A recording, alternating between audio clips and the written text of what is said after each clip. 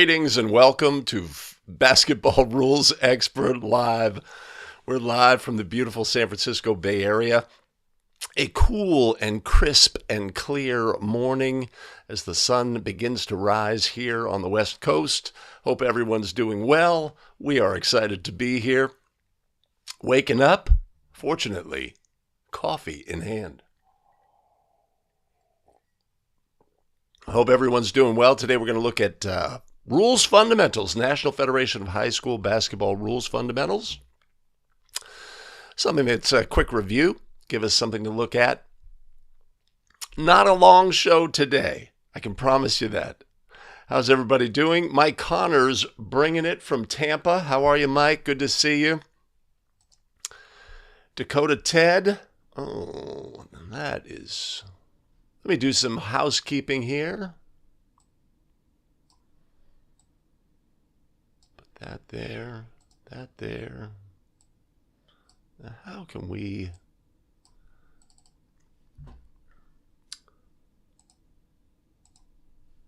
Let me try that again.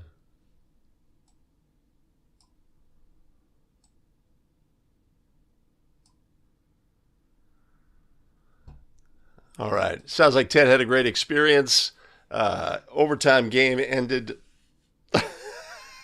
6-4. What?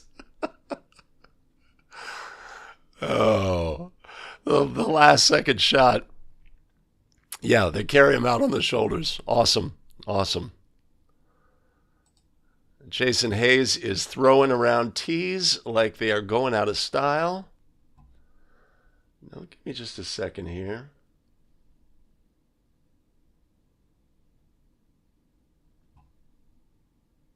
Give me a second.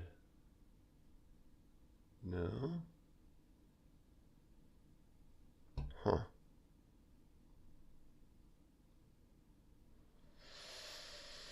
The mysteries of the internets. Good morning, Damian Mitchell. Not that other Damian Mitchell. Damian Mitchell from Fort Myers, Florida. Yeah, it's a busy time of year. Busy time of year coming up.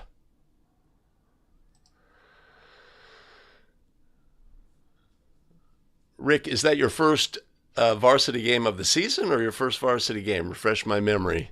If it's your first varsity game ever, right? So when new officials get to varsity, of course, their assigners will sometimes put them on a game that they expect to be less than competitive.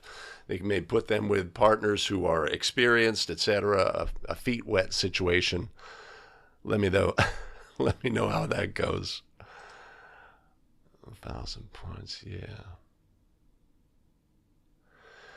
And whenever you have more fouls, sometimes you get that even just in a first period. And when you have like 10 fouls in the period and the score is 4-4 or something like that, that's not a good sign. Not a good sign.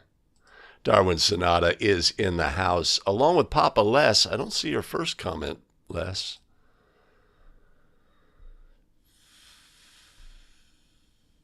Yeah, I had a blowout last night, right? It's a blowout game. We knew from the outset it was going to be a blowout.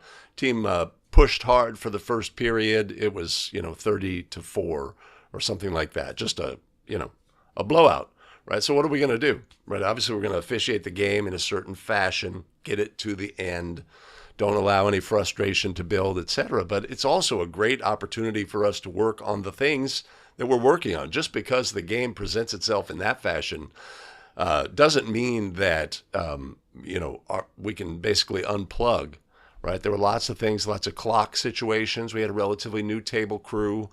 Early on, we had some shot clock issues around the edges, right? In California, we've gone to the 10-second backcourt count is no longer a visible count. It is based on the shot clock. So when the ball goes in the basket and they just reset the shot clock and let it run, the throw-in may occur 2 seconds later, 3 seconds later, and this puts the team at a disadvantage if there's a press situation. But just recognizing that the shot clock is starting and stopping properly, an area of focus and something that we can always be good at. So we had that issue. And then, so why do we have that issue? Right? I went to the table and talked to the table crew before the game, and they did not understand that component of their responsibility, and the fact that they need to press and hold, right? As the team begins their throw in, the clock remains at the number. They release the ball, the clock remains at the number, and then the shot clock doesn't start until the ball is touched in bounds. So I've failed to communicate in that fashion. How can I re-emphasize that communication effectively so that the shot clock operator understands and we can eliminate that distraction from the game, right? So for me personally, that was something that I focused on. And there's always, always, always things, right? Clock situations, obviously substitutes, timeouts, requests, where our partners are, just shaking off the rust like we all are in the early season. But there's always things to focus on. The shift of our body. Am I forward lean here? Am I back on my back foot? Right, etc. Just the little stuff. There's plenty to work on. Oh, yes. Coffee preparation. No, the show is in a bit of shambles. Have you ever heard me say that before?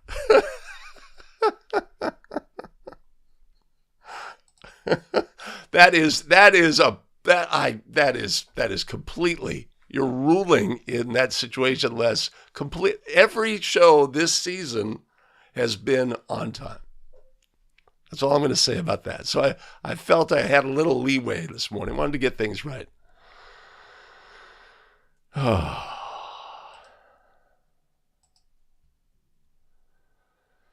38 degrees. I think we're pretty comparable, probably in the low 40s. Maybe I'll get an alert from others in the house here. So help me out. David Craig overdid it. Varsity boys youth game Saturday. JUCO game. And then the 10-game banger on Sunday. Ouch. Yeah. Well, you brought it upon yourself. And of course, this time of year, the brand new early season, there is a lot of basketball here in the beautiful San Francisco Bay Area. There's a lot of basketball going on. There's CYO games. There's other sort of AAU rec leagues going. The high school is getting going with scrimmages, and games have now started. And your assigners are just like, who's available? You've got availability? Boom! They'll load you up, right? So you have to, and of course we may not have our blocks in our assigning software fully configured for the new season, and it can come at you fast. But it sounds like, Dave, you made the choice. You made the choice. Mark Harvey in the house. I'm going to say that's Kentucky. Yeah.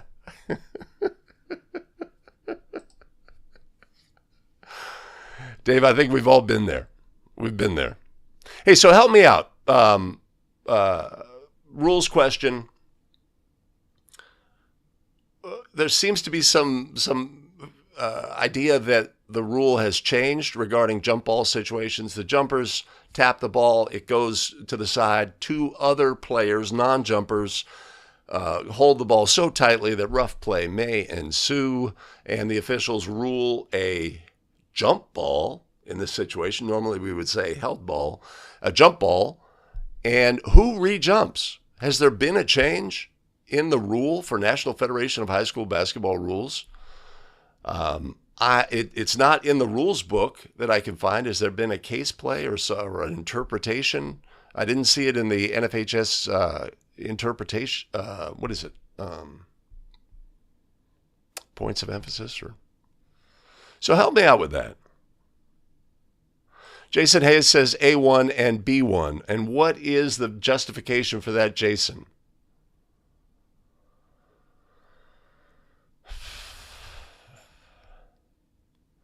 Yeah, those middle school games or those JV girls games.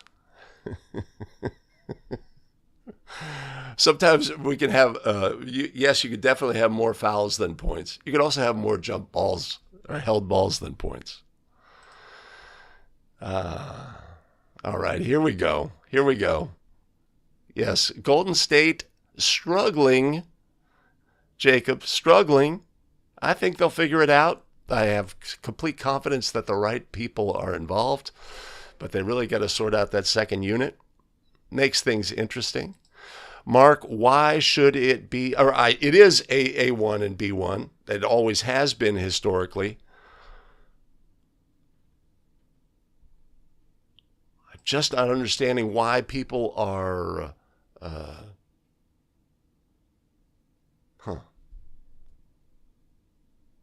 Like there was some language and an interpretation. Okay, I feel good about that.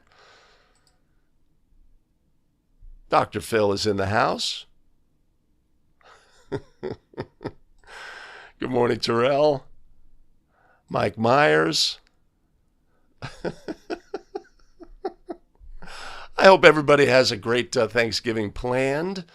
I saw something from the NBA officials, or no, it was Court Club. It was Ed Rush, and he was talking about how for many, like for the big time officials, Thanksgiving, they are away from home, right? Not something I've ever experienced, but certainly a consideration. Just like the players, they may have to do some alternate Thanksgiving date. If you've ever had to do that related to basketball officiating, put that in the chat. How about that? Look at that. Look at that YouTubeism. Actually, today we are live streaming to to Twitter because I can. Is anybody watching on Twitter? Let's find out. I can find out. There are 0 people watching on Twitter. And we've got 35 on the live stream on YouTube. All right, look at me. Look at me. Oh, come on now. Cool. All right. Gabriel, first 3-person varsity last week. When you say that, I'm assuming not of the season, but that you are new to 3-person officiating. And that was something that I had yesterday as well, a relatively new to 3-person. Obviously, there were some things that they didn't understand about 3-person mechanics. Working my game last night, and again, that's something we can focus on. Getting our crew sharp, just crossing T's, dotting I's, doing things in the right fashion. This was a blowout game. Who cares, right? But habits and fundamentals. So let me know if I'm wrong there, Gabriel. Congratulations on that.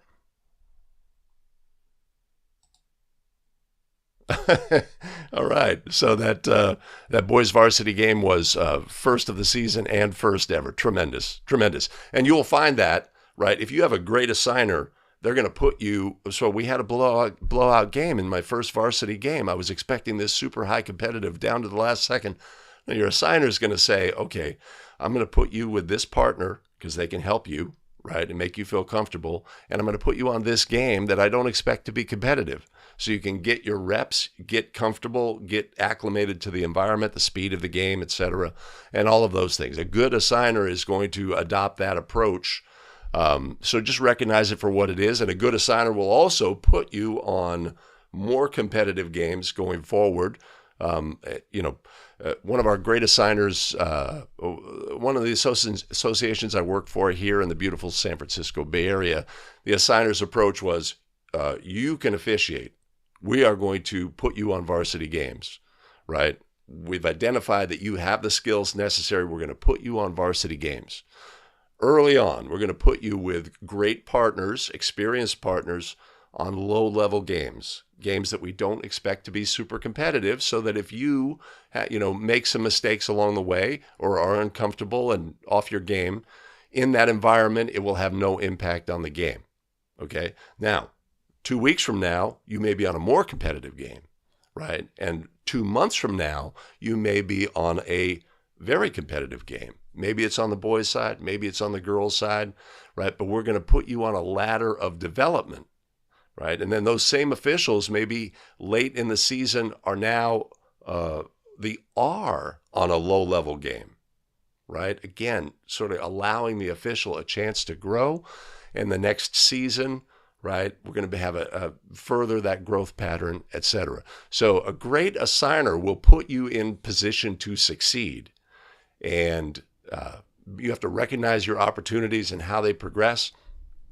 Take advantage of the opportunities, leverage the opportunities, and get better each and every time out on the floor, and approach each and every game like it's the most important game, because it is certainly to those two teams that night. And your ladder to success will grow, and you will be a successful varsity basketball official. Look at that. He's just cranking it. Oh. Chance Garrett, happy Thanksgiving to you. Oh man, I'm already lost in the chat.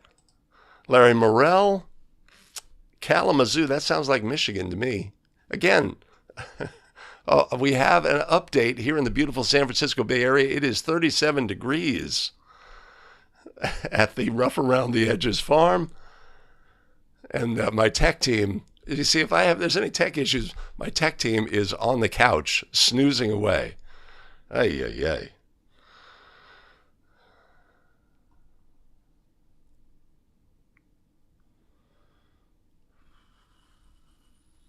$30 degrees in Utah. I feel connected to Middle America. Chicago 38, Utah 30, beautiful San Francisco Bay Area. Here where I live a little bit inland, away from the bay. If you're close to the bay, it never gets to 36 degrees, right? The bay is like keeps the minimum temperature at around minimum around low 50s.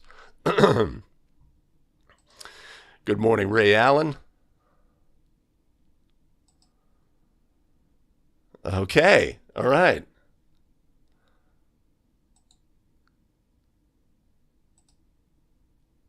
Okay. So Dave, what does that 6.4.3 note read? So I think Mike Connors as well, is like, I got the casebook, I purchased the casebook in the electronic format, and it was like last year's casebook, right? Has a new one come out? We don't receive a casebook from my associations here. They use the rules by topic from Referee Magazine, NASO.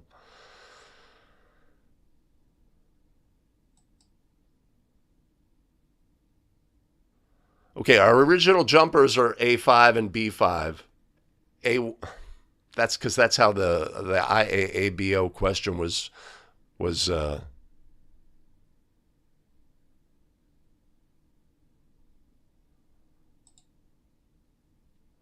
what is the note that that's confusing the situation that involves subsequent action? Let me know that. I'm disconnected from it. I don't have it.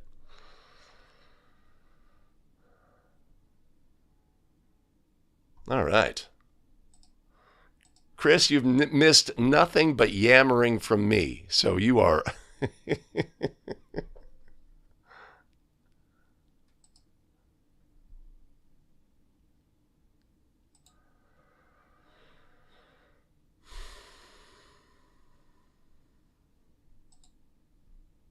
Sounds like an assigner, Chris. You sound like an assigner there. Yeah, trust the process, especially, well, so trust is a two-way street, right? And expectation from assigners as well. Assigners need to trust that the officials are going to do the right thing, but we also need to trust that our assigners are going to support us when we do the right thing, etc. And it's always a two-way street, in my mind, with assigners. All right. You had a competitive. Where were you, Ray?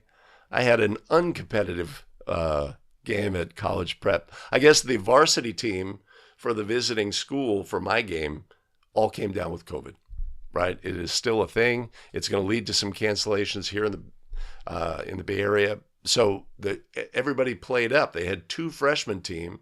So one of the freshman teams played the freshman game. The other freshman team played the JV game, and the JV team played the varsity game. So it was not competitive.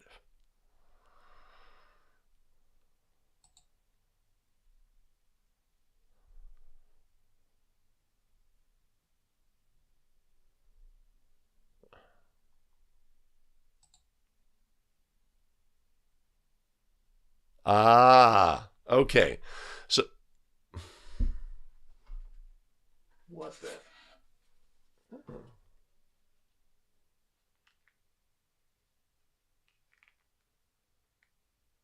I don't know why that happens.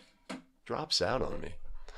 All right. So Mike Goodwood says in 6.4-4-3 note, the editorial change, which only shows in the print version, not in the app, now says previous action. Therein lies the confusion. Okay, so there's no rules change. The editorial change, the adding of the previous action, it creates confusion and maybe misinterpretation, but there has been no rules change.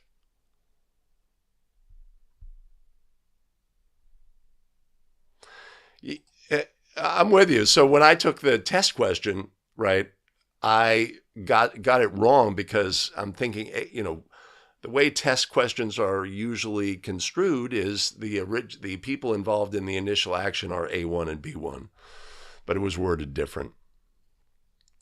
Hey, I just did what the question said, Randy. That's not how I would word it. All right. Awesome.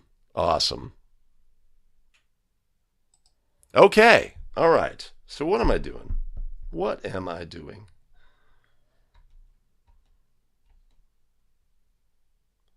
Give us just a second. Whoa. That wasn't the right button.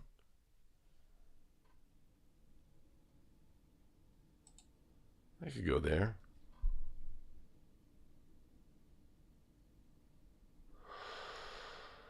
All right. Let me get it started here. Just a second.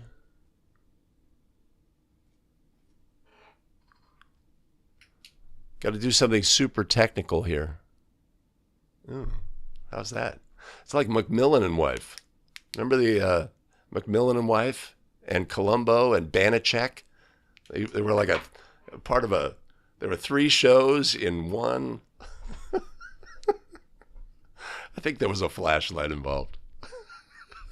Where's Billy Mack to bring up old school references? All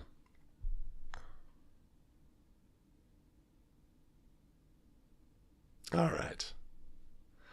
Ray's game was Deanza and Justin Siena. Oh, okay.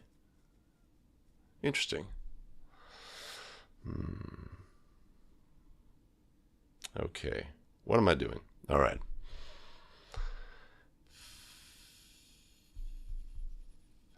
Greetings and welcome back to another episode of the Basketball Rules Expert, the show where we take National Federation of High School Basketball rules and we lift them off the printed page, breathe life into them, simplify, clarify, amplify so that we can take those rules with us onto the basketball court where it's most important. Greetings again, everybody. It's Greg Austin with A Better Official. We craft video to help basketball officials get better. I consider myself to be knowledgeable about the rules of high school basketball, and this show is all about helping you on your journey to becoming a basketball rules expert as well. Give me just a second here.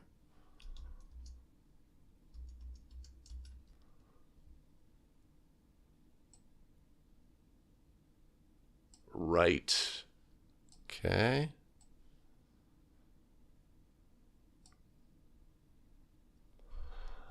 Allow me to thank our tremendous show supporters, Tom Hickey, Yvette Perry, Richard McGuire, Jose Lansang Jr., and Darwin Sonata. Much appreciated, much love. You want to support the show? I'll put a link in the show notes below, and you know what I'm going to do? You know I'm going to do it. I'm going to put one up above.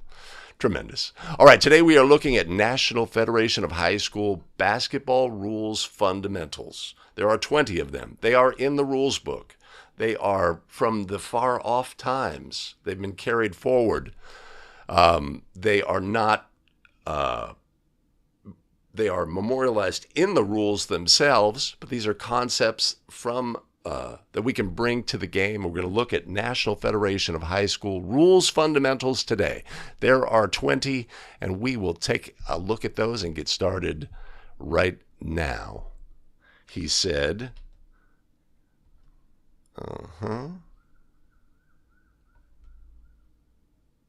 Wow. My Stream Deck is a mess. I want to go there. What happens if I do this? That's not what I want to do.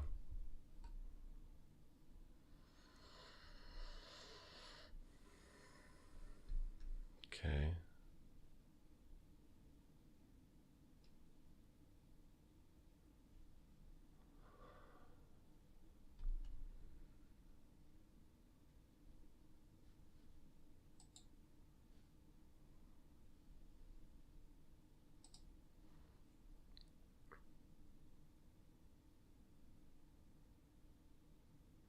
Okay. Rules fundamental number 1. While the ball remains alive, a loose ball always remains in control of the team whose player last had control unless it is a try or tap for goal, right? Ball remains live. Loose ball always remains in control of the team whose player last had control. Now, obviously, it is critical for us to understand the status of the ball, live ball, dead ball, team control, no team control. These things are critical as basketball officials. If a team has established team control via player control, the team will keep control until team control is either relinquished or gained by the other team. How can team control end? The ball becomes dead. Team control ends. The other team gains control. Team control ends and begins for the new team. And the way that that team would gain control is a player gaining player control, right? The batted ball, the deflected ball, the interrupted dribble, the pass between teammates, none of these things change team control. We have to end team control. And the third way, of course, is on the release of a try. When a try is released, there is no team control. So 3 ways to end. Release of a try, the other team gains control by establishing player control, or the ball becomes dead. Understanding those is critical.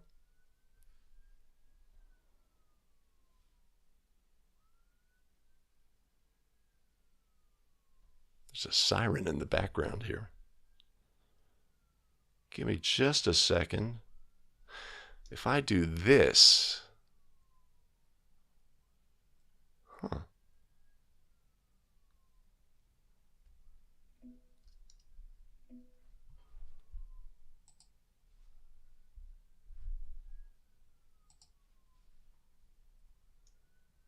if I do this and I do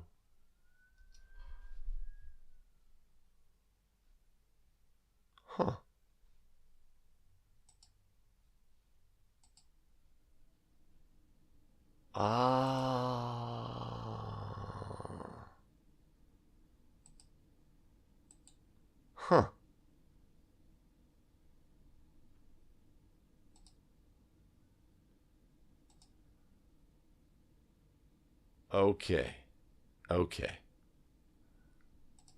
All right. I see where I am. I should do that.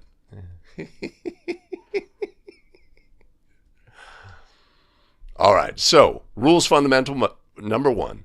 While the ball remains live, a loose ball always remains in control of the team whose player last had control. Now, of course, this is different at different levels, right? NCAA men, NBA, when the ball is deflected, things change. But National Federation of High School keeps it simple. There is no change in team control when the ball is deflected. Understanding team control when it starts and when it ends is critical. And rules fundamental number 1 addresses that. Let's move on now to rules fundamental number 2. Neither a team nor any player is ever in control during a dead ball, a jump ball, or when the ball is in flight during a try or tap for goal, right? Player control, team control cannot exist during a dead ball, right? The ball goes out of bounds, the official rules of an out of bounds violation. There's no player control, there's no team control, right? During a jump ball, the toss is released. Right? The jumpers go up, they bat the ball, it's batted towards the backcourt. There's no player control, there's no team control. And of course, during a try or tap for goal, there is no team control. That's a fundamental bedrock concept for National Federation of High School basketball rules. So, rules fundamental number 2, a super simple, neither team nor any player is ever in control during a dead ball, jump ball, or when the ball is in flight during a try or tap for goal. Rules fundamental number 3. A goal is made when a live ball enters the basket from above and remains in or passes through unless canceled by a throw-in violation or a player control foul. Right? A goal is made when the ball passes through or remains in the basket, right? So that's something to recognize as well. Sometimes that net's a little bit tight and the ball sits in the net, right? Has a goal been scored? Yes. By rule, yes. When the ball remains in or passes through that basket, a goal is scored by rule, right? And that's any live ball, right? The defense bats the ball into their opponent's basket. That's a goal. A live ball that passes through or enters, right? But then we add this qualifier, unless canceled by a throw-in violation, right? We give the ball to a thrower for a sideline throw-in. They throw the ball to a teammate for an alley-oop. The ball goes through the basket. The ball was live, and it passed through, right? So unless we have that qualifier, we could get confused.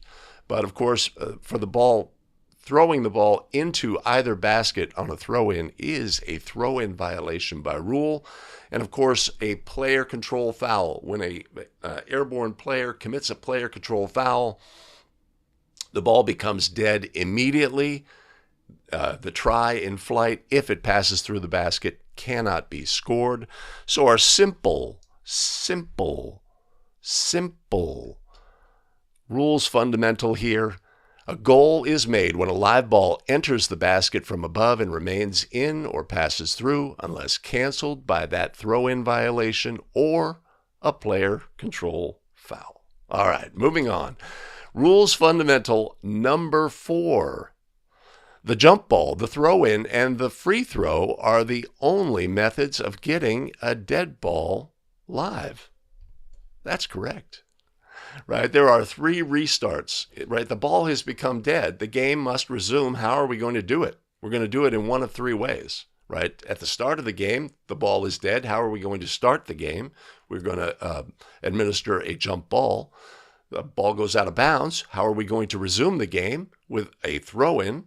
A player is fouled in the act of shooting, and we are going to put them on the line, and we're going to attempt free throws. These are the 3 restarts in the game of basketball.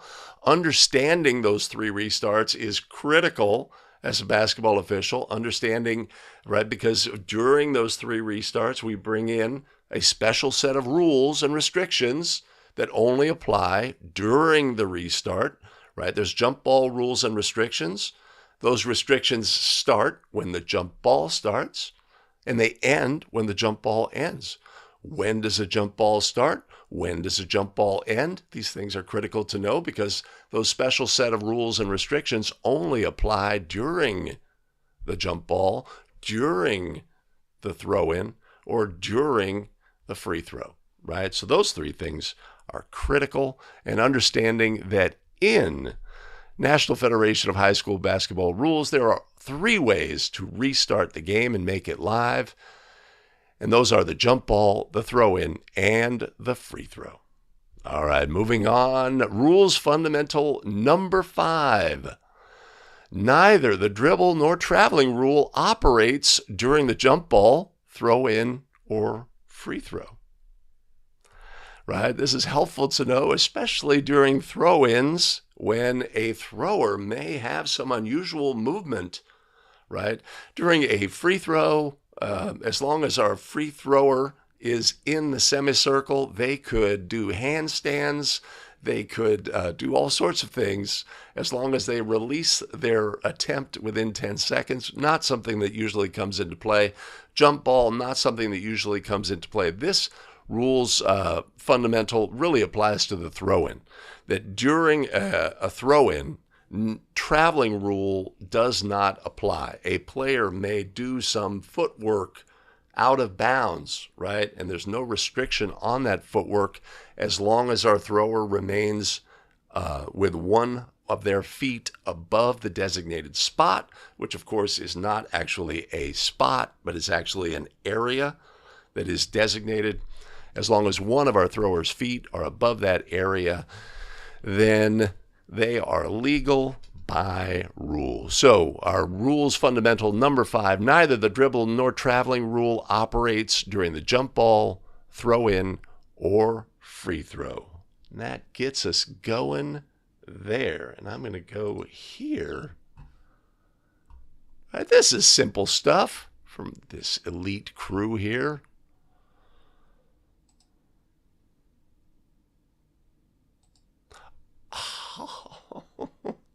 Ouch! Ouch!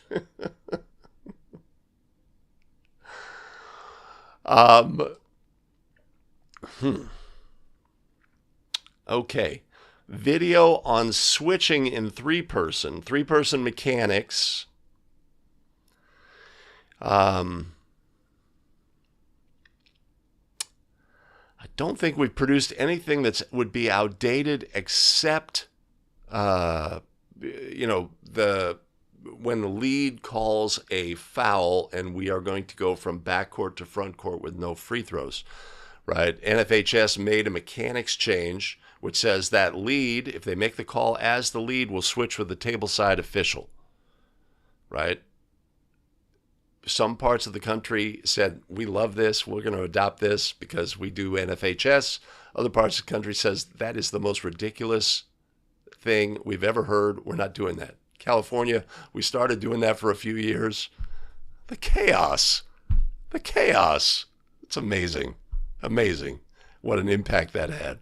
And California has dropped that, so we are back to sanity here. So let me know, Dios, is it Delos or Delos, 1987, specifically what you're referring to as outdated. Yeah. Oh, okay. Yeah, but understanding when a jump ball starts and when a jump ball ends, I assume that's what that's referring to. And congratulations on adopting three-person for JV games. That's great. That's great to get that experience, prior to varsity.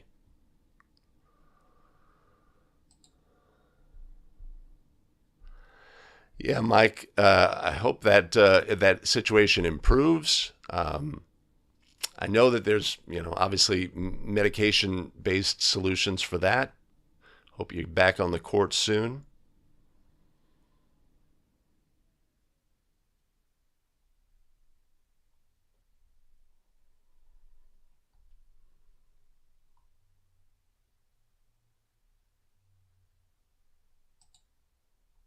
All right, connection going on.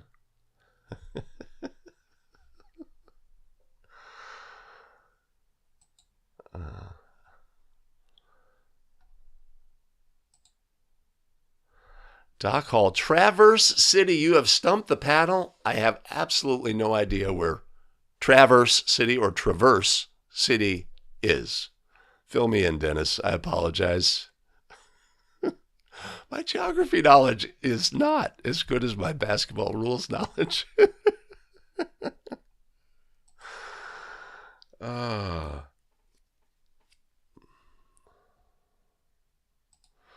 Oh my gosh, Ray, it's so bad. It's so bad because the takeaway from many officials was if there's a call in the front court that's going to the back court, going to go back court to, if there's a call that's going from back court to front court with no free throws, the calling official goes tableside. So we get centers who go tableside to report when we're going back court to front court to no free throws. And it's just like, and then the crew is bumbling around. It's Keystone Cops.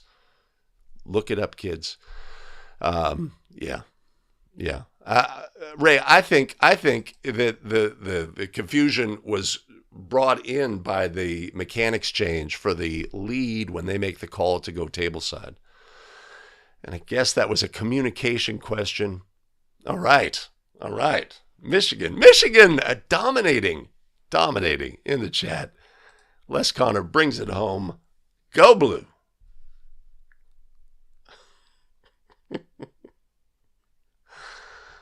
All right. Let's see. I want to go to this. Let's move on now to rules fundamental number 6. It is not possible for a player to travel during a dribble.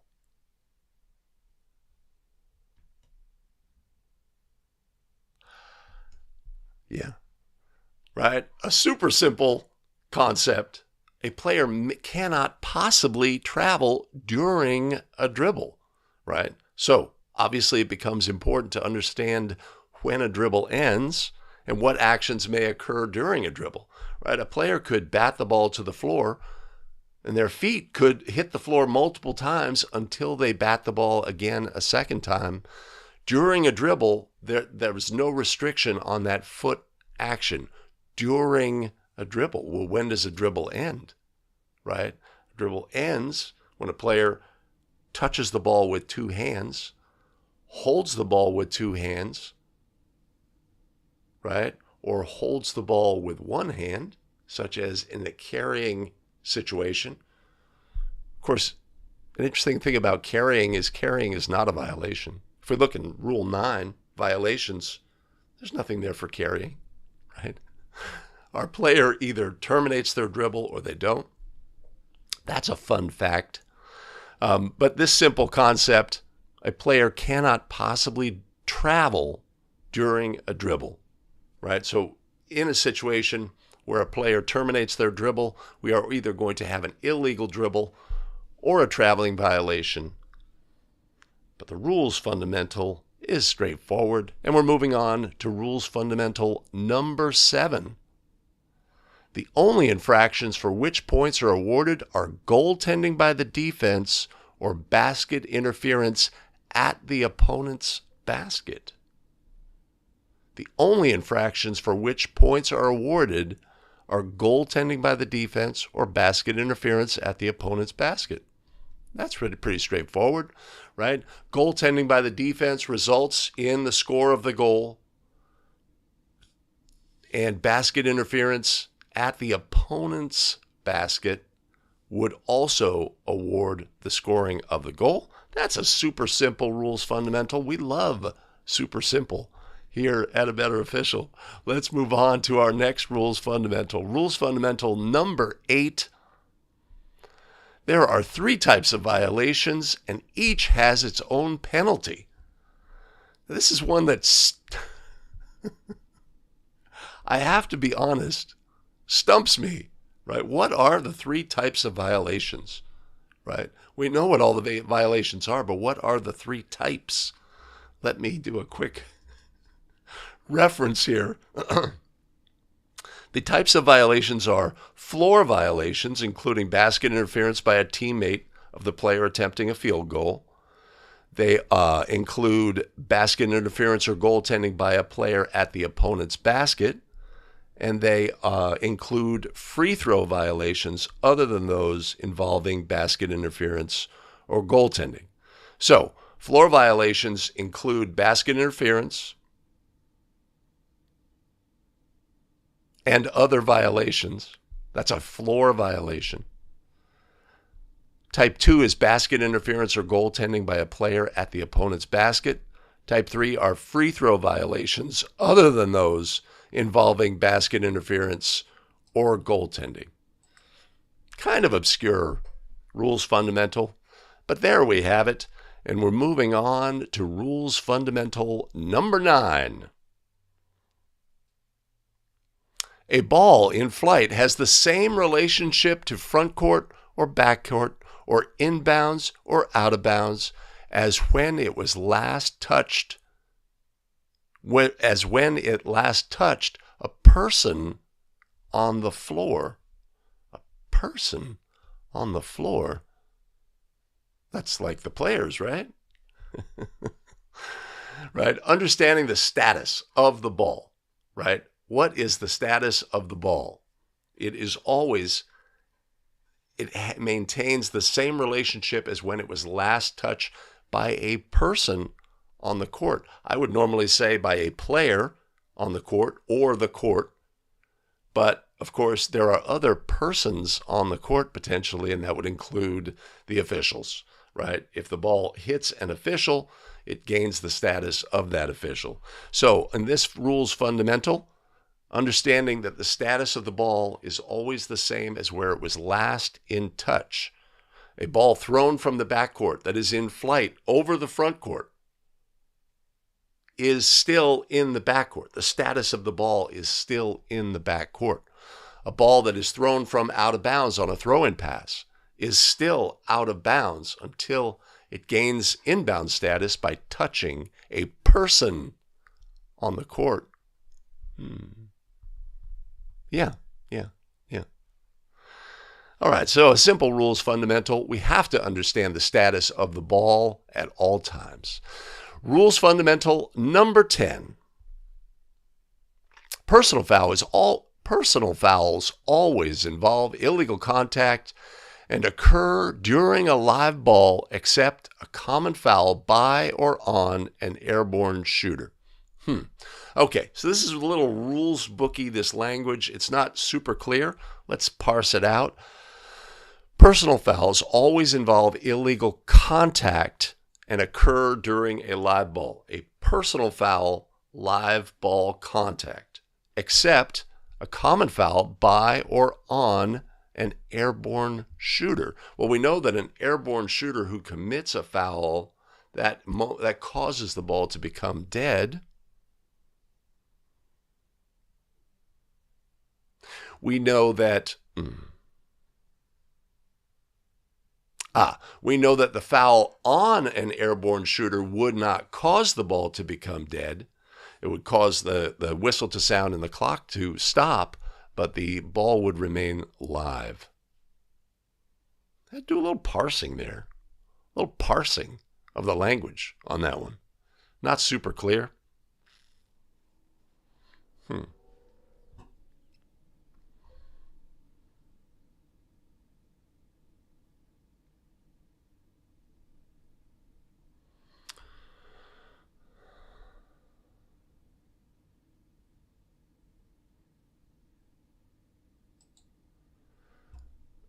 I see. Let's go here. No. Let's go here.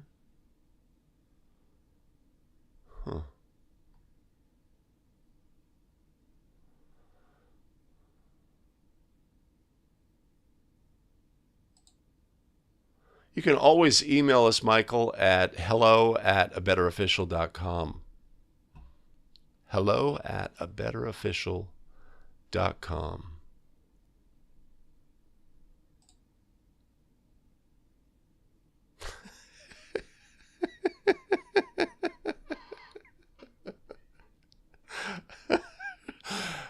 Mark asks, how long can a coach stare you down during a timeout outside of his huddle, hands on hip, before you give him a tee? My partner gave him 5 seconds. My question, Mark, has to be, was it a visible count? I'm giving you 5, coach. It was his second tee. Oh, nice. Well, you could say he was asking for it. You could say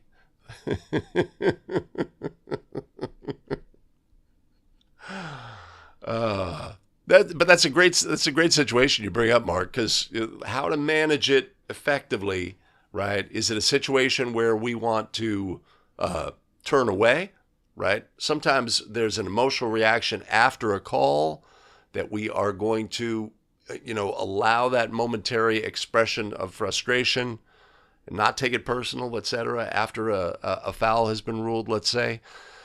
Other times it simply cannot be ignored. In this situation, this coach is exhibiting behavior that is going to rise to the level of a technical foul. Are we going to ignore in this situation, right? Or are they, is it something, are we misinterpreting? Is it not a stare down, right? Or it's more like an expectation that I have a question and I expect you to come to the huddle, right? You could certainly say, Coach, time to coach your team. I'll come back, and we can come back to the huddle at the, be the official who says, hey, first horn, give a momentary opportunity to explain a call or what have you there. But, yeah. Sounds like he was anxious to leave the venue.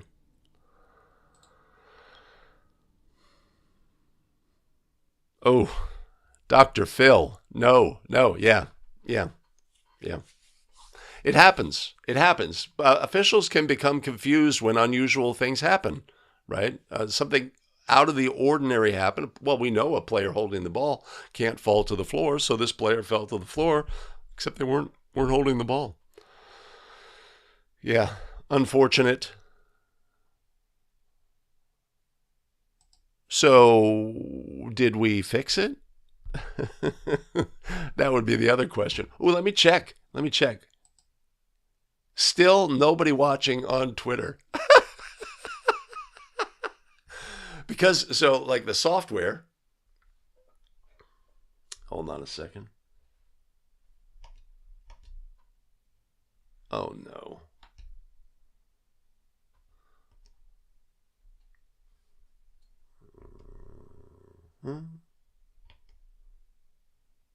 Ay. Wow. Blast from the past.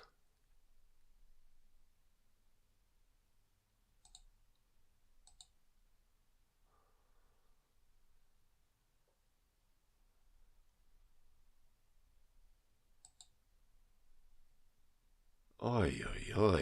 I've screwed everything up. Oh, I see. Whew. That was rough.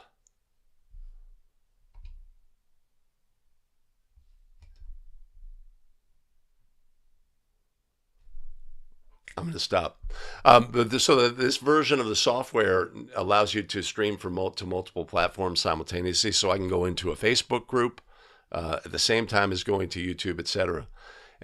But when you do that, the comments now show that these comments are YouTube comments. So that's something new for me.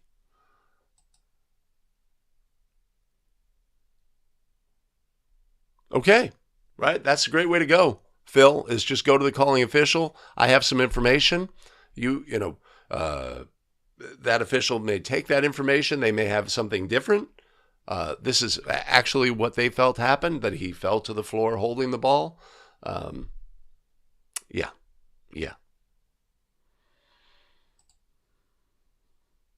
Well, everybody knows that's a travel. You can't fall down while dribbling. Everybody knows.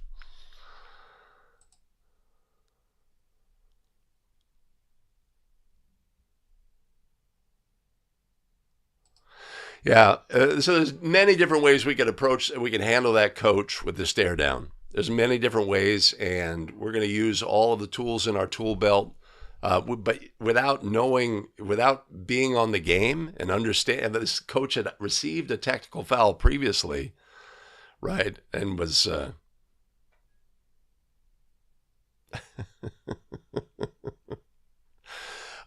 we want to do what's best for the game in that situation, right? Clearly. Hey. I want to go there. All right, let's move on to rules fundamental number 11. The penalty for a single flagrant personal or flagrant technical foul is 2 free throws and disqualification, plus awarding the ball to the opponents for a throw-in.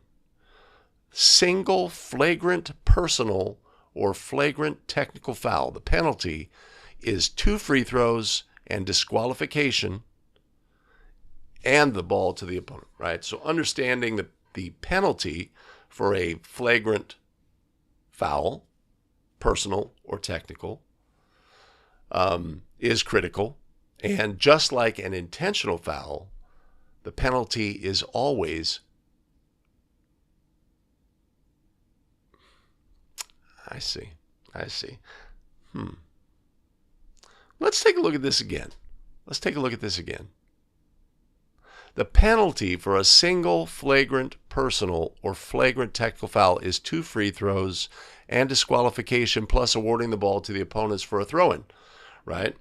Hard foul, ruled flagrant, penalty, 2 free throws to the offended player or their eligible substitute, right? Sometimes with hard fouls, we get a player who is too injured to resume play immediately, and the coach does not want to buy them in with a timeout, and the ball to the opponent for the throw-in. There's one situation, though, that I would say we're not addressing by this rules fundamental, and that is flagrant foul during a 3-point attempt that misses. What do we have then? What would be the penalty for a flagrant foul on a 3-point attempt?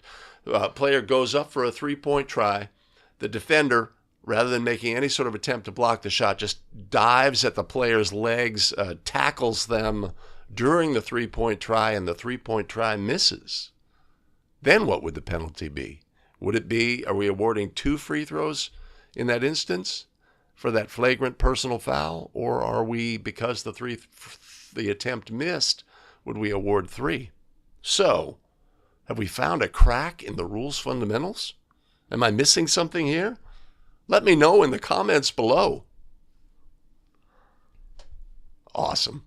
All right, let's move on to rules fundamental number 12. That's not the right way. That's not the right way.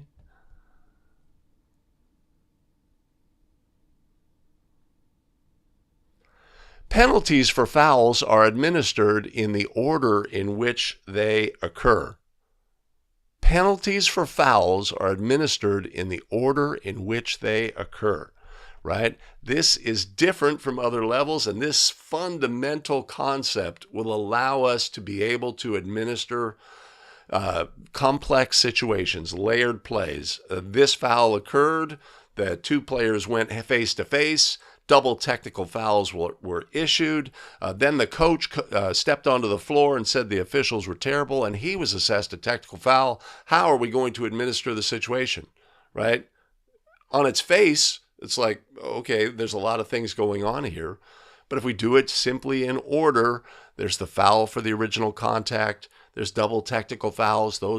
That is a double foul. No free throws will result, but then the coach receives a technical foul, right? We're going to do it in the order of occurrence, right? A simple concept, but one that allows us to go into layered play situations where there are multiple fouls and adjudicate the plays correctly. So our simple rules fundamental, penalties for fouls are administered in the order in which they occur, is something that we can take with us onto the basketball court and be able to handle any situation that arises. All right, rules fundamental 13. That's a lot of little text, man. How am I going to do this? A live ball foul by the offense, the team in control or last in control if the ball is loose, or the expiration of time for a quarter or extra period causes the ball to become dead immediately unless the ball is in flight during a try or tap for goal. The ball also becomes dead when a player control foul occurs. Okay, so we have a live ball foul by the offense, right? By the offense, this is the team with team control. And of course, we refer to a possible loose ball scenario where the team was in control, but the ball was loose, right? We go back to a previous fundamental. The team stays in control while the ball is in loose. Or the expiration for time for a quarter or extra period causes the ball to become dead immediately unless the ball is in flight during a try or tap for goal. The ball also becomes dead when a player control foul occurs, right? So we're talking about when a live ball becomes dead, and one of the things we absolutely must understand when we officiate high school basketball is the status of the ball, live or dead. What causes the ball to become live? What causes the ball to become dead? The status of the ball, live, dead. Status of the ball, backcourt, frontcourt, out of bounds, inbounds, right? The status of the ball, the team control, no team control, player control, no player control, right? All of these things are critical components.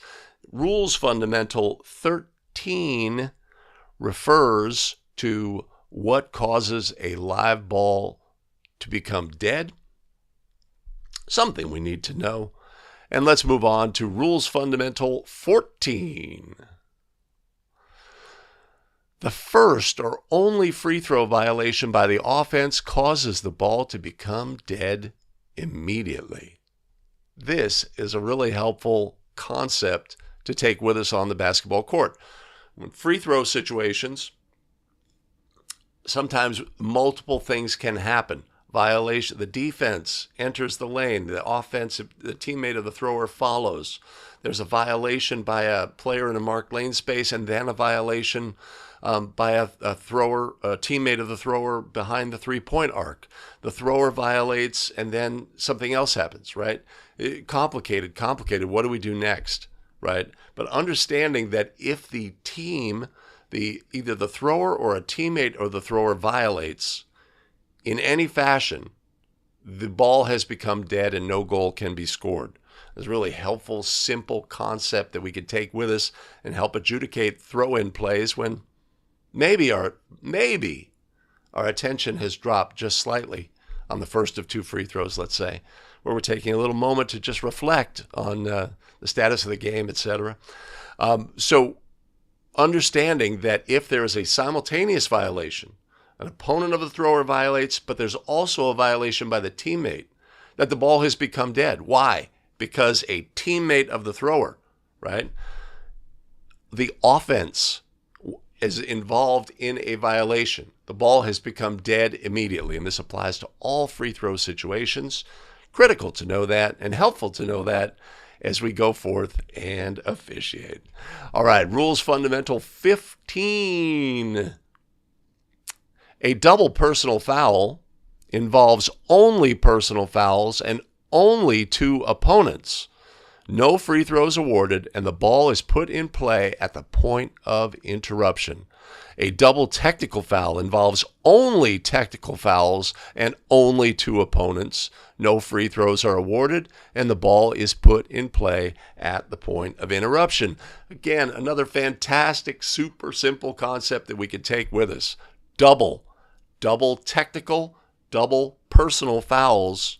There are never free throws as a result, and we always resume at the point of interruption. No free throws, resume at the point of interruption. This is a simple concept that we can take with us. Now, what is a double personal foul? Right? We get helpful guidance here in that it involves only two opponents. Right? It's not more than that, right? So if we rule a double personal foul or a double technical foul, there are never free throws rewarded as a result of that, even if one of the fouls is considered to be intentional and one is common, or one is flagrant and one is common, etc. Ay,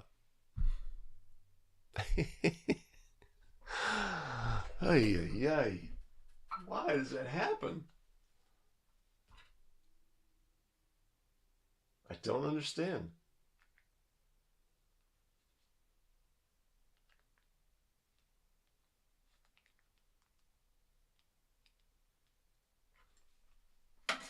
It's a mystery.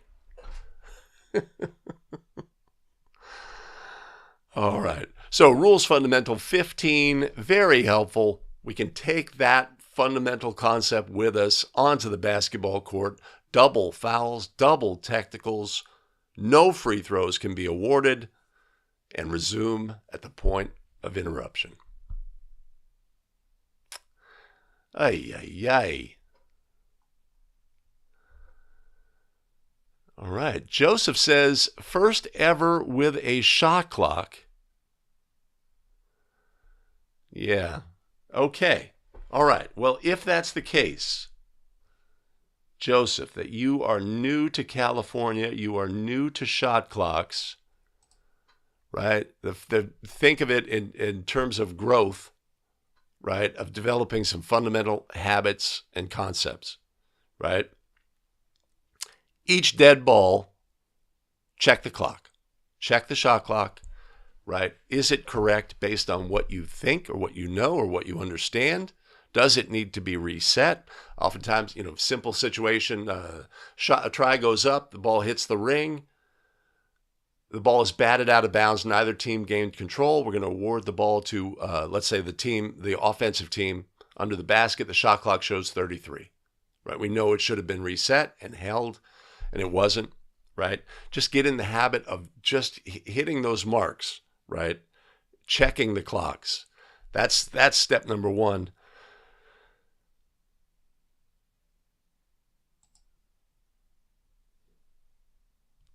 Yeah, you're always going to have a few issues, especially early in the season when you may have inexperienced shot clock operators working, adults or teenagers.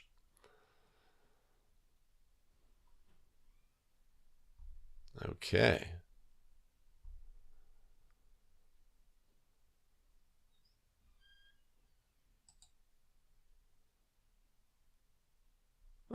Thanks, Isaac.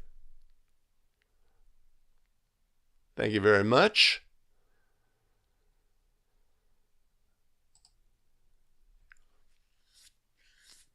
Ray, was California the first? Do you have any idea? I don't know.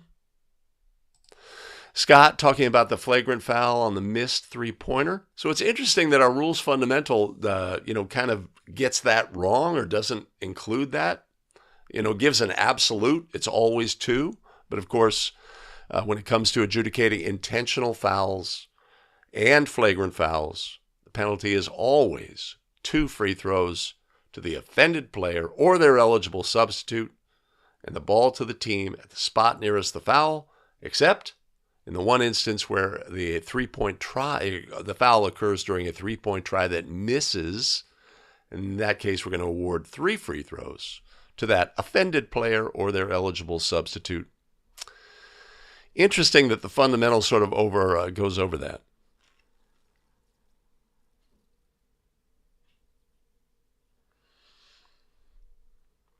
Yeah.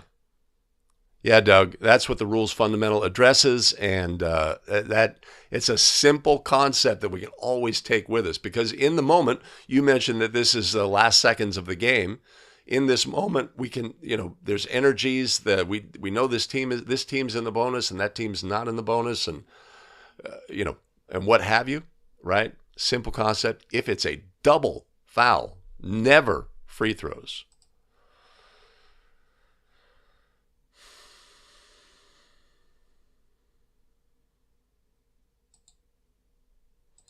Jeremy, player gets fouled shooting, is on the floor crying in pain, right? Usually if crying in pain, we're going to get that coach right away, right? Sometimes a player is needs a moment, right? This sounds pretty extreme, crying in pain.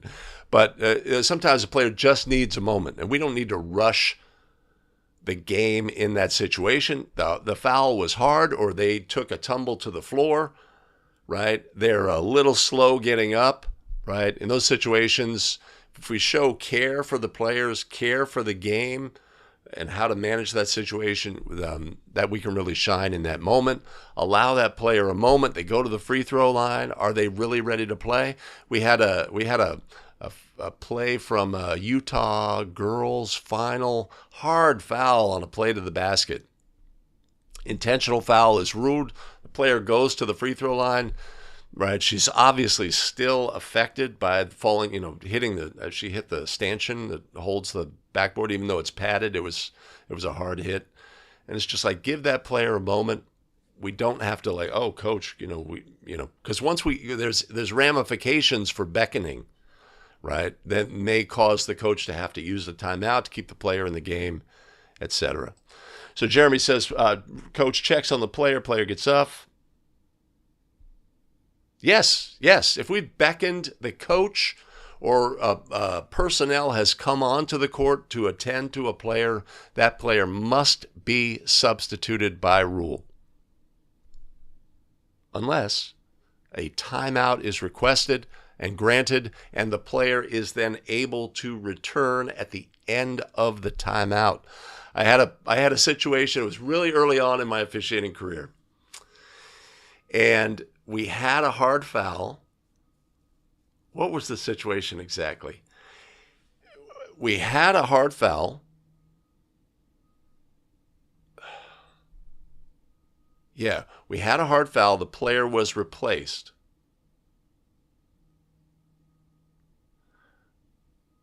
The free throws were attempted. The player was substituted for. The free throws were attempted. And on the second free throw, the player was at the table to re-enter the game, right? So we have a hard foul.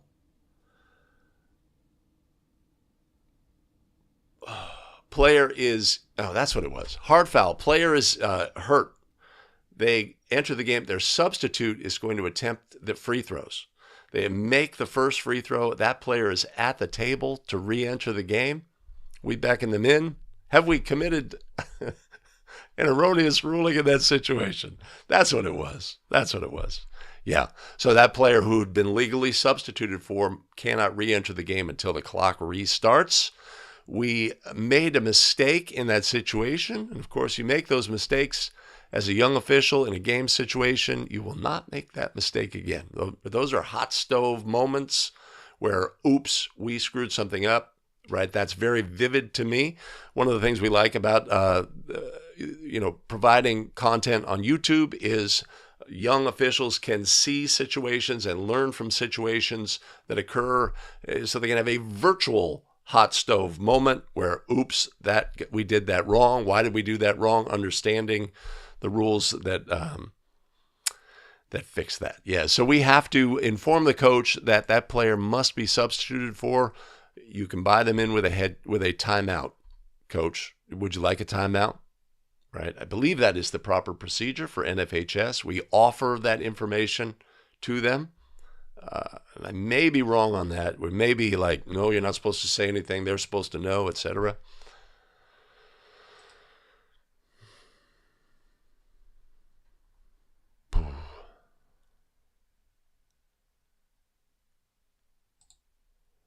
Yeah. So if we've done nothing else today, we've discovered that that little chink in the armor of the rules fundamentals.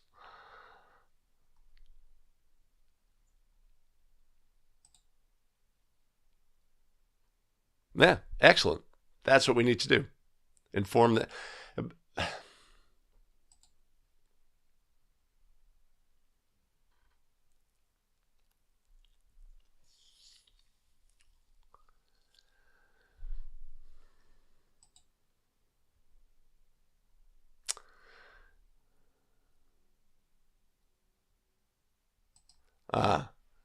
Yeah, Mike, excellent.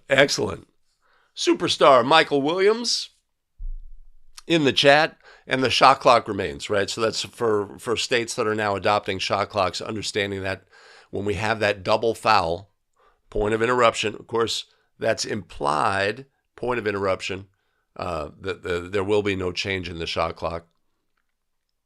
So let's say off ball, two players are tangled, trying to gain position, a double foul is ruled. There's 25 seconds on the shot clock, right? The ball's being dribbled by the division line. Two post players, a post player and a defender, are locked in mortal combat. The official under the basket rules a double foul. The shot clock shows 25, right? Both fouls are reported. No free throws are attempted. No change in the shot clock. And the ball will be inbounded at the spot nearest the spot of the... No. The ball will be inbounded where the ball was. The point of interruption was the player was dribbling. Team control, right, was established. Front court was established. Player was dribbling. We would resume at the spot nearest to where the ball was when the double foul occurred. Good catch, Mike, on the shot clock as well, as that becomes more and more prevalent for officials across the country. Do we have a majority? I wonder when we'll have a majority of shot clock. Of course, California is very big. New York is very big. South Dakota, not so big, right? Sorry, Chris. South Dakota, North Dakota, flyover states, not so big, right? But in California, we do a lot of games. I wonder when a critical mass of games with National Federation of High School Rules will be using a shot clock. That's interesting. Thank you, Scott. Excellent.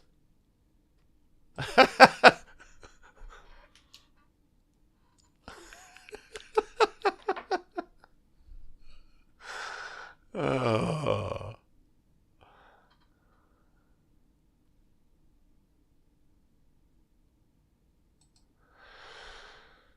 Paul, so the live streams always remain up on YouTube. They go to unlisted after I publish, so this will be edited down into a basketball rules expert episode, and that will have the sort of the content of the rules fundamentals presentation. It won't include the chat and the discussion of plays that we bring up, etc. But the live stream will remain. You can always find there's a playlist on the YouTube channel for the live streams themselves. So like if there's some discussion here of a scenario that you wanted to download using some form of YouTube downloader or screen capture, you can find it in the live stream playlist, even though the video itself will be unlisted. And if you just want a concise presentation of the rules fundamentals, that will be available as a basketball rules expert. Willowbrook, late again. Michigan. Wow. Dominating.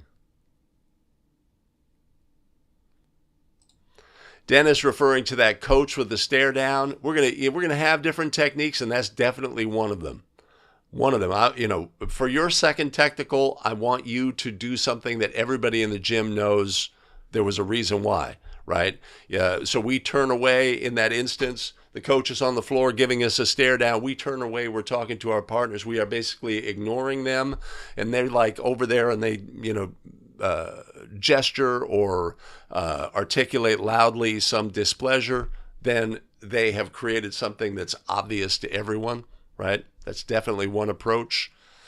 Depending on your game and your temperature, but that's one of our techniques, right? We want to have all those techniques available to us. Doug, cost is an issue. But then again, it's, yeah. Yeah. Yeah.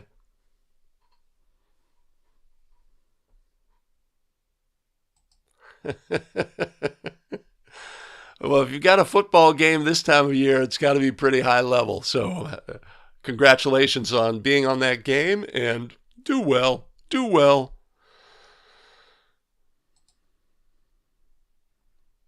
Yeah, fill us in on your state final.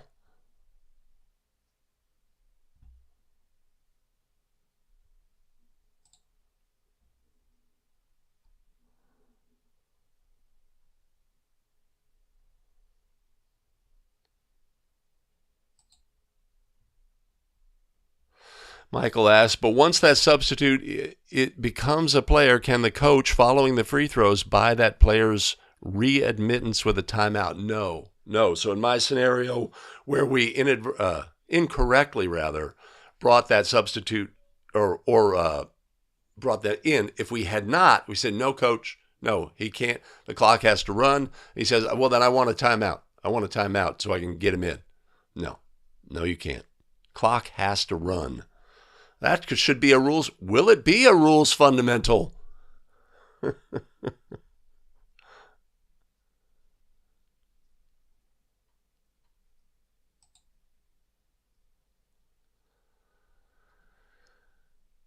Well, of course, states are very shot clock averse for a number of reasons, right? Do the coaches really want it? Do the officials really want it? Do people really want it? There's debate about that. There's the cost factor, et cetera.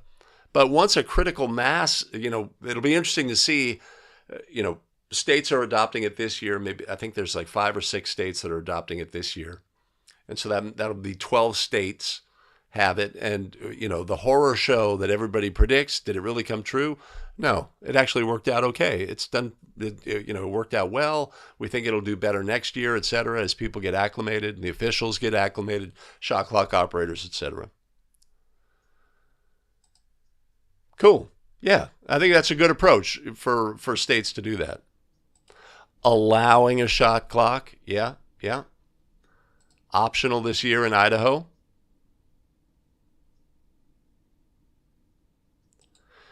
$3,500, right? Yeah. Right. Obviously, that's a lot of money. That's like, let's see.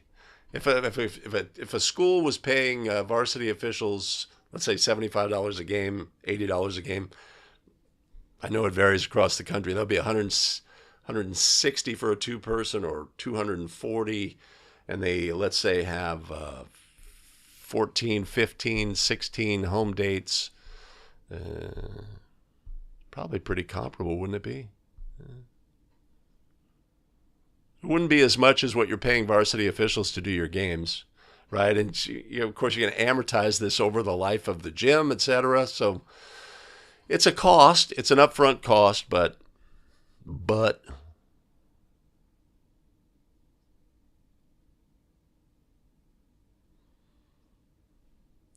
greetings, Phil. Good to see you.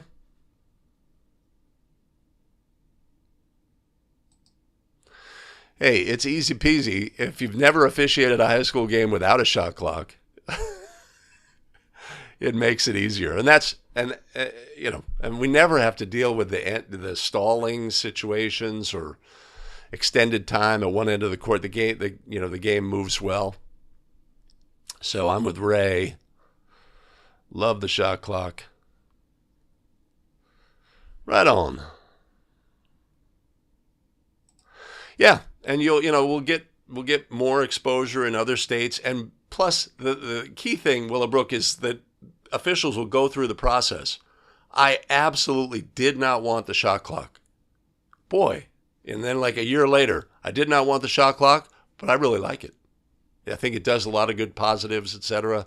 The fear of mistakes, causing dramatic impact on the game is overblown, and once we got going, everybody got comfortable, familiar, etc. Hey, 10 grand, yeah. Yeah. Okay, I'm going back to here.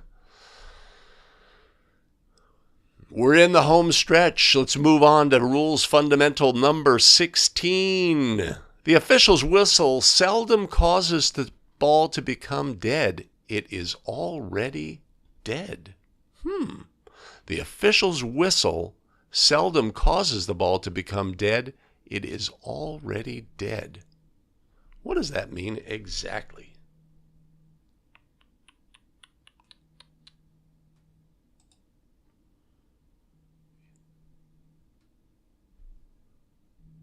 One second. Right, we have a player who goes up and is fouled. There's time between that's a bad example. Let's say a dribbler, right, is bumped and the official puts a whistle on the play. The ball became dead at the moment of the contact in National Federation of High School Basketball rules. There may be some time between the official's whistle, the contact, and the official's whistle, but the ball has become dead on the contact itself. This separates the official's whistle from causing the ball to become dead in this instance. That's the way I'm interpreting it. And let's move on to Rules Fundamental 17.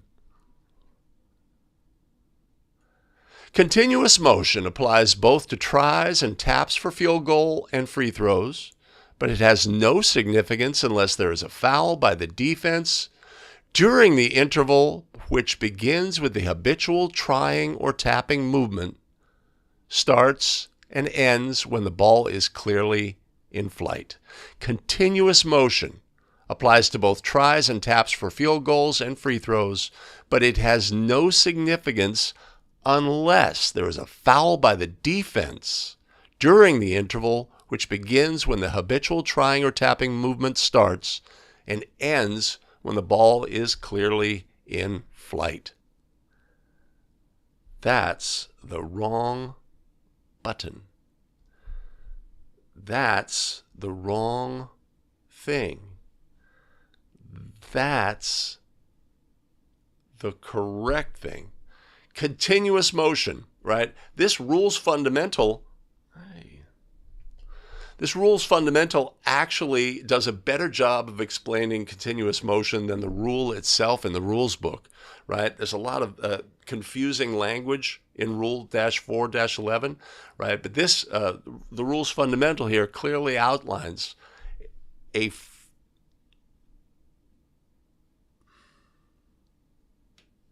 hold on.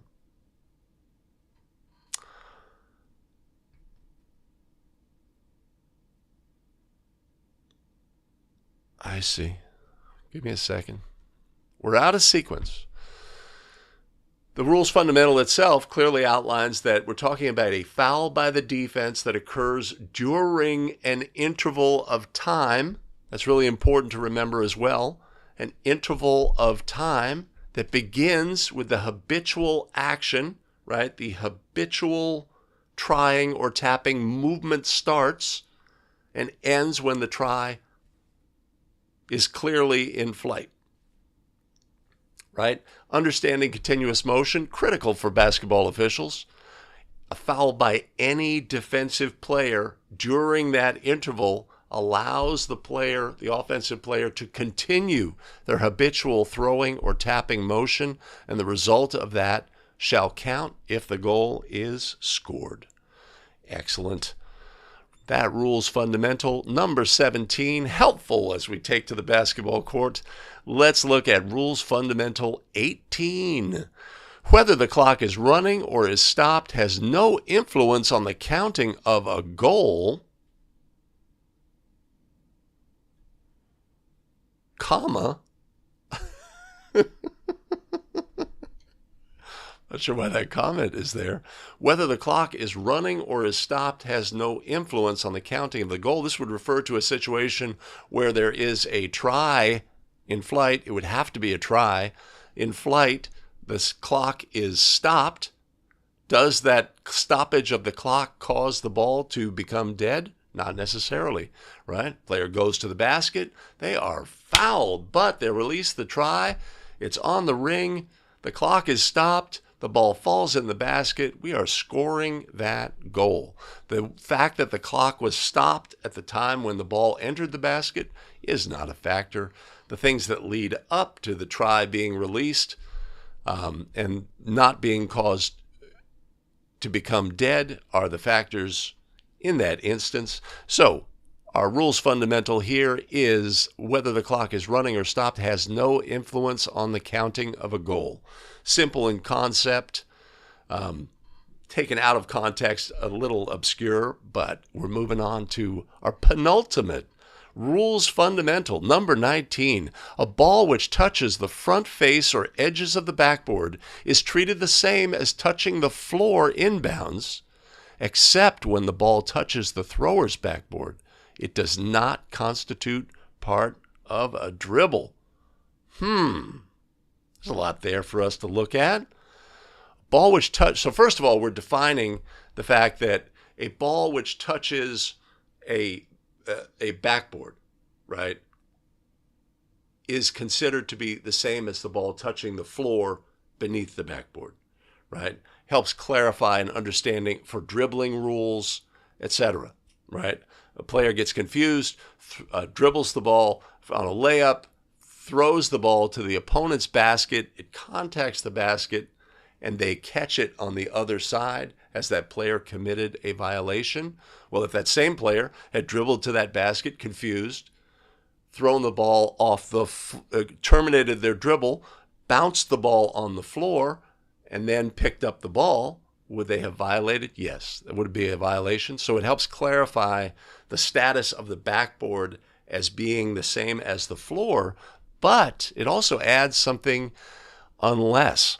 Except when the ball touches the thrower's backboard, it does not constitute part of a dribble, right? So our player goes to the basket at their own basket, releases a try, or throws the ball off of that backboard.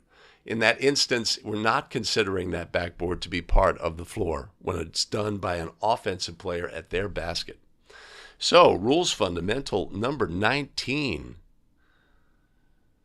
clarifies that, and we're moving, finally, to rules fundamental number 20. If the ball goes through the basket before or after a player control foul, the goal shall not be counted. Right? A player control foul causes the ball to become dead. If the ball goes through the basket before or after the player control foul, the goal should not be counted. How can it go through before? Well, a player goes to the basket. They're going strong. They rise. We have a defender who's legally established in a legal guarding position.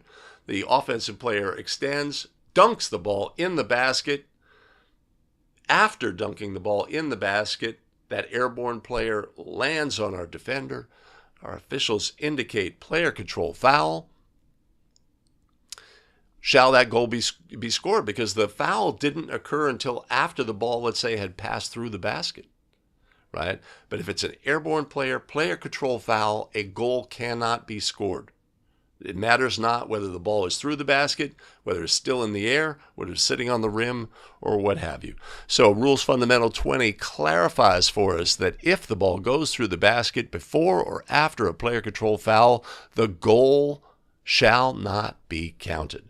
Right? That's really straightforward, simple to understand.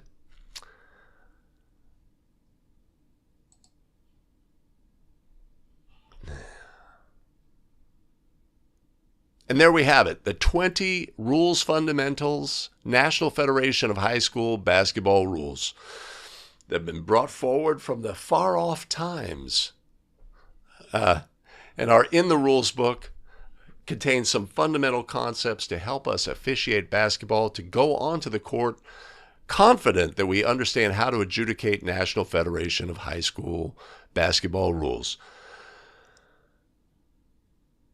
Thanks for joining us today for Basketball Rules Expert. Be a great time to do all the things, hitting like, subscribe, and notify so you don't miss out on any of our new content.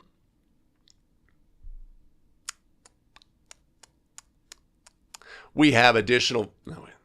Do allow me a moment to thank our tremendous show supporters. I'm going to do that, and I'll put that in after the fact. We have for you additional video content available. Basketball Rules Experts are episodes, our two most recent, are there. Make your choice. Choose wisely. We'll see you in the very next video. Take care. Yeah. All right, we knocked him out.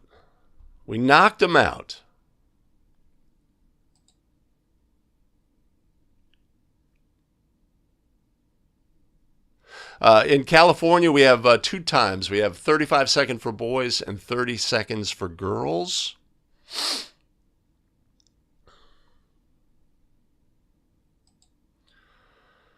Yeah, if you're in a state where the games are, consistently fast-paced, you're like, we don't need it. We don't need it to improve the flow of the game.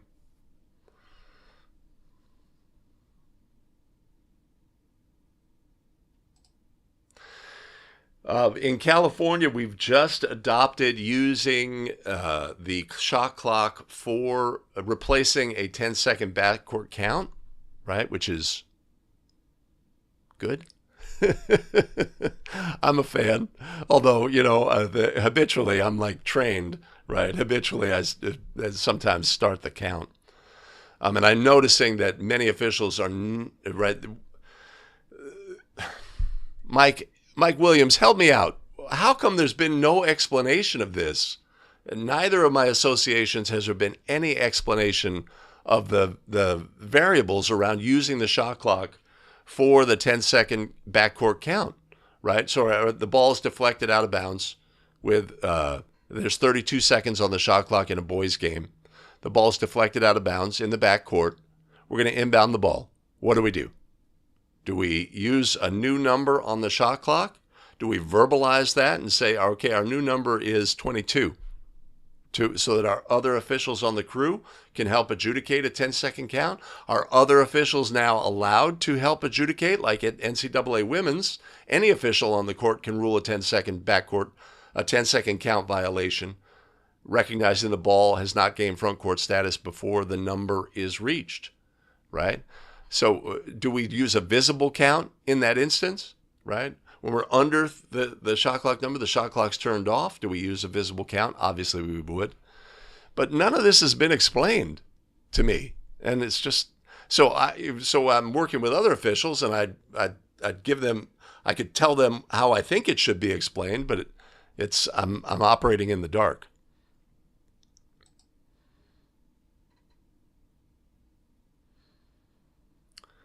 In California, it's used at all levels, and I believe, Chris Janish, you can let me know. In the Dakotas, I believe it's used at all levels. I mean, once you have it.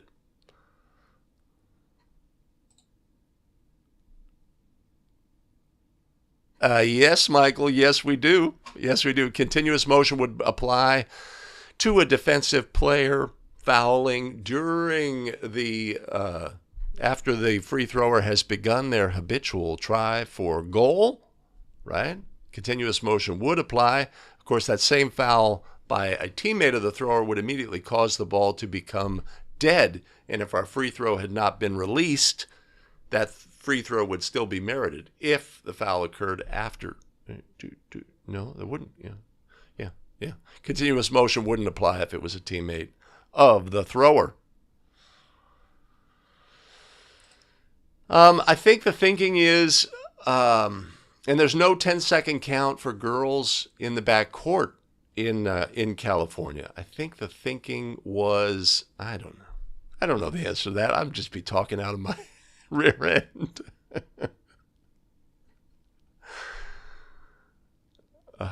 Oh, thanks, Matt. Appreciate that. So I guess we're talking again about that the stare down coach, hands on hips, while the officials are, let's say, at the center circle.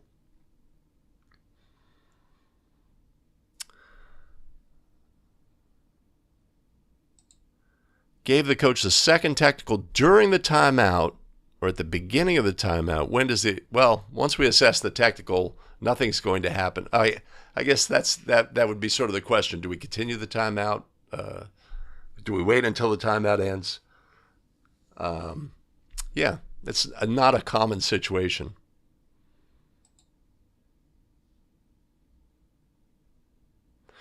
Yeah, team control. Well, Devin, let's talk about it. Team control foul is different than a player control foul in terms of a goal being scored based on the timing of the ball passing through the basket versus the timing of the infraction. It would be based on the release. The difference is that the try has been released. Once the try is released, right, there is no team control. So we have a situation where a player could, an airborne player can commit a player control foul after the ball has been released, but a team cannot commit a team control foul after the ball has been released, right? Player goes to the basket, releases the ball, teammate of the player who released the try pushes a defender to get better rebounding position, right? That's no longer a team control foul because the try had been released, okay? But the rules bring into the player control foul in that instance does cause, so we have a sort of a discrepancy between the rules there. Basically, a player control foul can supersede the fact that there's no team control on a try. So that's what I'd say about that. Yes, number 20 applies only to an airborne shooter.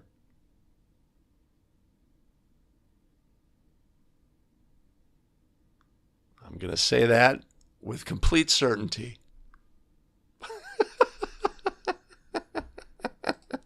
Laker fan is in the house. Good to see you. Good to see you. So sorry. So sorry. Have to be yeah, I should talk. The Warriors struggling. The Lakers really struggling. Will they do that big mid-season trade and get going? Interesting.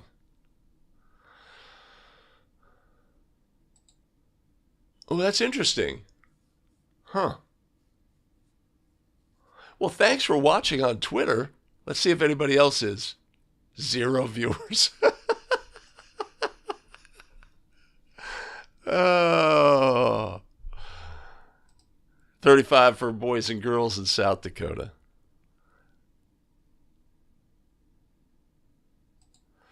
Michael, we're going to restart the count for sure. So NCAA women's, there is no restart of the count. So let's say the shot clock is 30 seconds for NCAA women. We inbound the ball, dribble, throw the ball. Defender knocks the ball out of bounds with backcourt status. Ball's going to be a sideline throw in. The shot clock says 24, right? A team has 4 seconds to gain front court status. That does not affect the 10-second count. Obviously, in high school, we have a new 10-second count when the ball goes out of bounds. But how to handle it, we're going to get guidance from Mike. The direction is now. The suspense is killing me. Okay, if we're going to ultimately arrive at a penalty for a 10-second violation, we should have and the number is other than 25, then it needs to be a visible count. That makes a lot of sense. It makes a lot of sense. I could see that not being, because there's no guidance, right? Officials are doing all sorts of things, and people are really not recognizing the situation for what it is. And that, like I say, there's been no training. No training in either of the associations I've been involved in. And one of them, the association at the meeting, it was like, yeah, this is the new directive, but we don't think you should do it. You think you should have the visible. Ooh.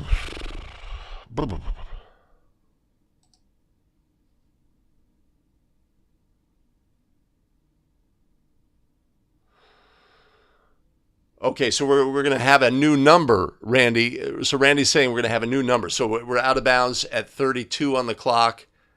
In this instance, are we going to verbalize to the crew, hey, our new number is 22? 10 to get across, new number is 22? Again, one of the big advantages of using the shot clock for the 10-second count is the entire crew can be involved in ruling on a violation. Sometimes, especially like NCAA women, we can have a situation where the trail is dealing with an actively officiating an on-ball matchup. The center doesn't have a good look at clocks. A long pass is thrown from the backcourt rather to the front court. The clock hits 20 while the ball is in flight, and the lead is the only one who can recognize it. So it's great to have that, the ability to have the entire crew able to help in those situations. Whereas in the past, when you don't have a shot clock, NFHS, it's all about that lone official and their count. Whether the count was erroneously stopped because the ball was deflected in the backcourt and they restarted their count, etc. So, okay, I have not seen that email, Ray. Is that available to all?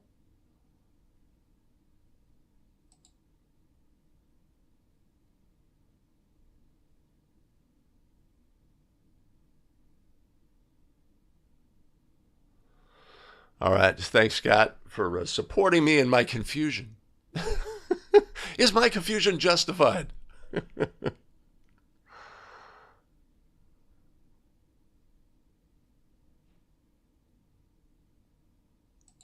Well, it's absolutely critical, especially right. So like in my game last night, um, uh, and this is a very common scenario with shot clock scenarios, is the shot clock operator is not trained properly. They see the ball go through the basket and they reset and release, and the shot clock goes to 35 and then starts counting down.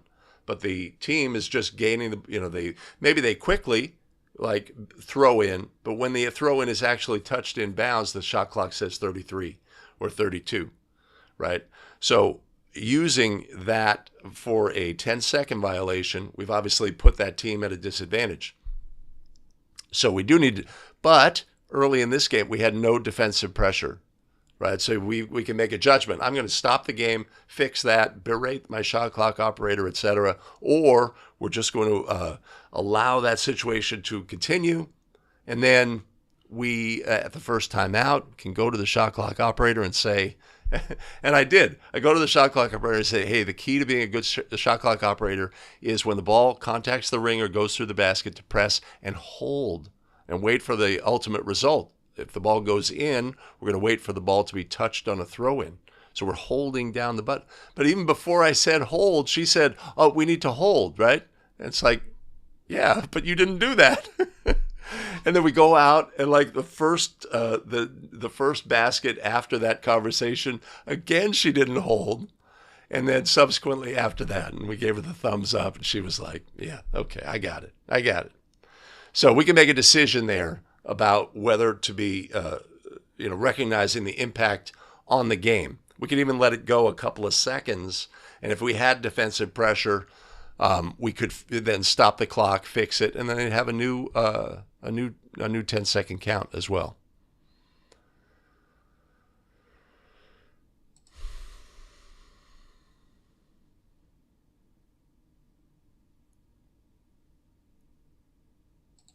Okay, Ashley asking, I guess we're describing the situation where a try is released, no team control, a push in the back to gain rebounding position, the other team is in the bonus. Do we shoot those free throws? Yes. In the absence of team control, a foul by either team and the other team is in the bonus would result in bonus free throws.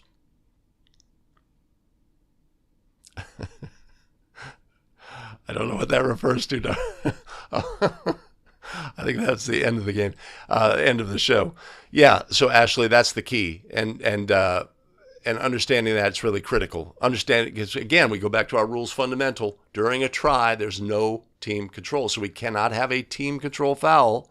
Team control fouls never result in free throws, but common fouls when there's no that's not a team control foul will result in free throws if the other team is in the bonus. There is an additional personnel at the table to operate the shot clock, although there are some timers who do both functions. They have that skill set. You wouldn't want that in under normal circumstances, but it can be done. Some can do it very well. Some are a second or two behind. Right, they have a lot to do. Like a goal is scored, they have to change the score, and then they also have to stop and start the shot clock. That's the tough situation for them. There goes my back again. I don't know why.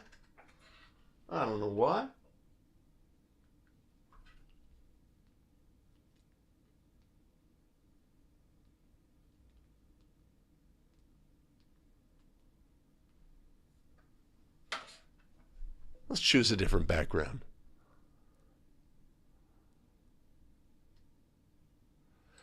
Yes, this is our shot clock operator, and it's really important to have a good pregame with your shot clock operator. Many officials just assume they're going to know. Yeah, yeah. I think I'm going to try, got some ideas.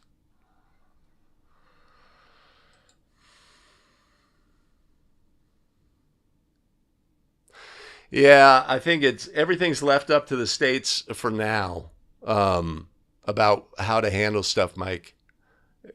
Yeah, yeah. NFHS is sort of like between a rock and a hard place where, again, a critical mass of games do not have a shot clock. So should they come strong with specific, spending a lot of time introducing shot clock rules? Or I think the plan is probably to lay low, allow states to figure out what the best guidance is, adopt that as an NFHS and go forward. But I think for quite a while, there's going to be some states that do not utilize the shot clock.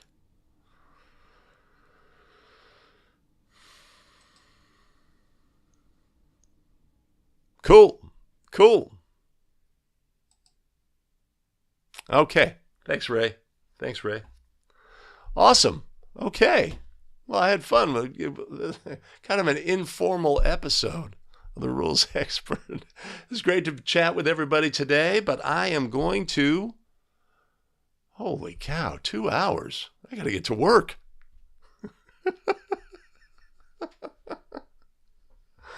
All right, everybody, tomorrow, don't overindulge.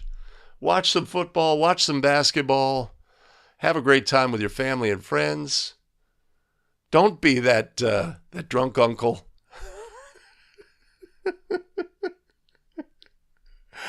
And we'll see everybody Friday for 5 Play Friday. Take care.